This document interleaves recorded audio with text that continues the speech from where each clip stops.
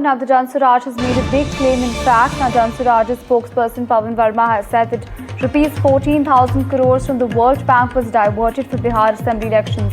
This is an important claim coming in from the Jan Swaraj. Remember, like I mentioned, that Pawan Verma, who happens to be the Jan Swaraj spokesperson, has made serious allegations regarding the Bihar Assembly elections. Now, he has claimed that funds from the World Bank were diverted for the polls and distributed to women voters. This is the latest that we're tracking when it comes to the Bihar Assembly elections.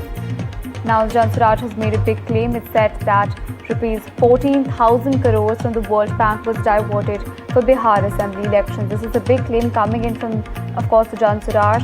Remember that Jan Swaraj was one of the parties that contested in the Bihar Assembly elections. This was under the leadership of the Jan Swaraj chief Prashant Kishore that the party contested the elections. Amid this, of course, there are big allegations coming in from, of course, the Jan Swaraj spokesperson. Let's also quickly listen in to what he had to say. इस समय बिहार पे जो public debt है वो लगभग 4,06,000 करोड़ है। उसका प्रतिदिन पर डे इंटरेस्ट ब्याज केवल 63 करोड़ प्रतिदिन है। तिजोरी खाली है।